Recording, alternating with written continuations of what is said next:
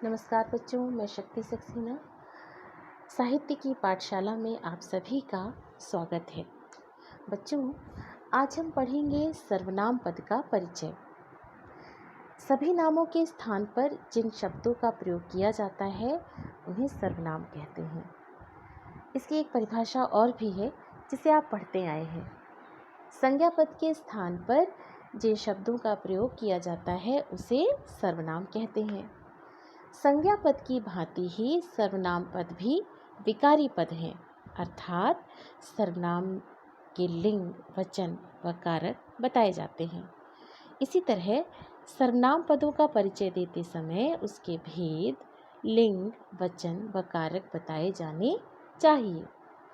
सर्वनाम 6 प्रकार के होते हैं: पुरुषवाचक सर्वनाम, निजवाचक सर्वनाम, निश्चयवाचक सर्वनाम, अनिश्चयवाचक सर्वनाम, संबंधवाचक सर्वनाम और प्रश्नवाचक सर्वनाम।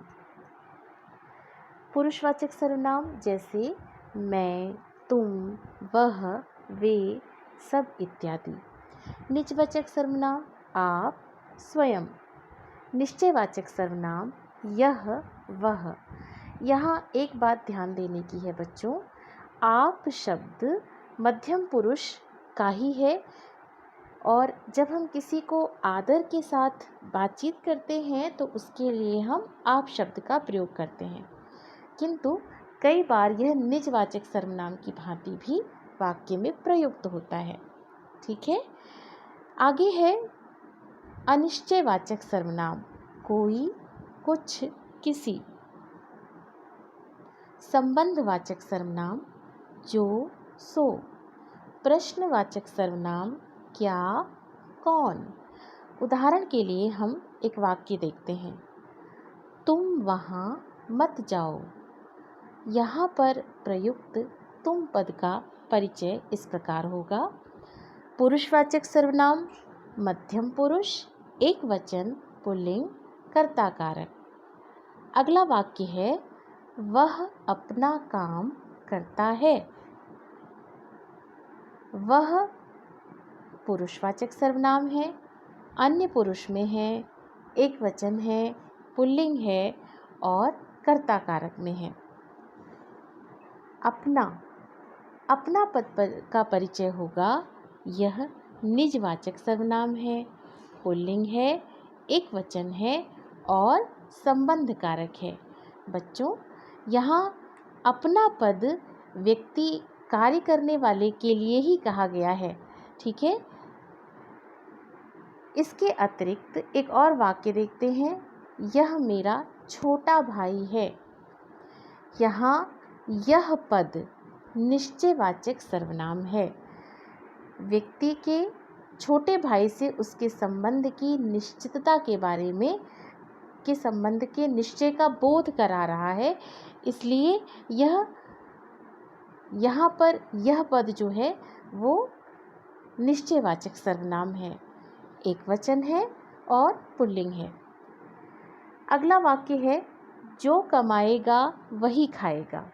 प्रस्तुत वाक्य में जो पद का परिचय इस प्रकार होगा, जो संबंधवाचक सर्वनाम है, एक वचन है और पुल्लिंग है।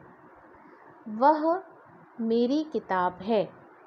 यहाँ वह पद निश्चयवाचक सर्वनाम है, किताब के निश्चित होने का बोध करा रहा है, इसलिए एक वचन है और पुल्लिंग है। मेरी उत्तम पुरुष सर्वनाम है, एक वचन है, संबंध कारक में है। आप चुप रहिए। यहाँ आप पद पुरुषवाचक सर्वनाम है, एक वचन है, कर्ता कारक है।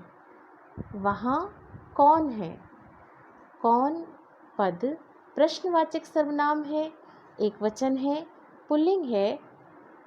अगला वाक्य है क्या लाए हो। क्या प्रश्नवाचक सर्वनाम है, एक वचन है। बच्चों, इस बात का विशेष ध्यान रखिए कि प्रश्नवाचक सर्वनाम में कौन व्यक्तियों के लिए प्रयुक्त होता है और क्या वस्तु के लिए प्रयुक्त होता है।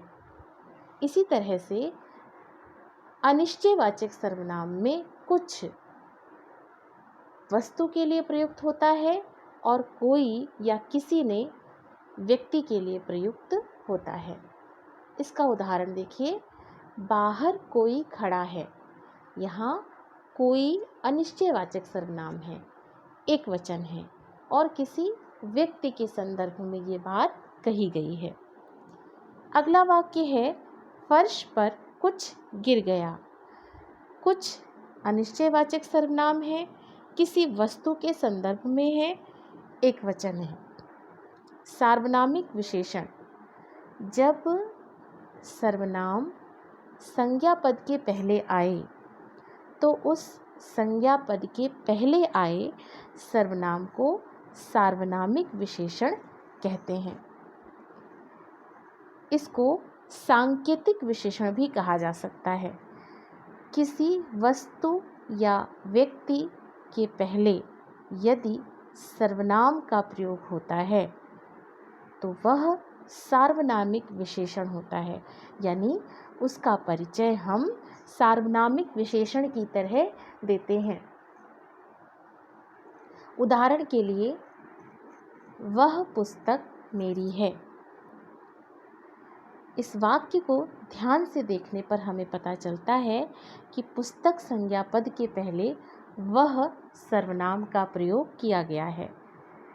इसका अर्थ यह हुआ कि संज्ञा पद के पहले आए सर्वनाम को हम सार्वनामिक विशेषण कहेंगे। तो वह का पद परिचय हुआ सार्वनामिक विशेषण और इसका विशेष्य है पुस्तक। अगला वाक्य है, यह दरवाज़ा खोल दो। इस वाक्य में यह पद के बाद दरवाज़ा एक संज्ञा पद है और यह सार्वनामिक पद है। तो इस यह का पद परिचय होगा सार्वनामिक विशेषण और इसका विशेष्य है दरवाज़ा। बच्चों, अगली कक्षा में, अगले वीडियो में हम ये बताएंगे कि पुरुषवाचक सर्वनाम, निश्चयवाचक सर्वनाम और सार्वनामिक विशेषण में क्या विशेष अंतर है।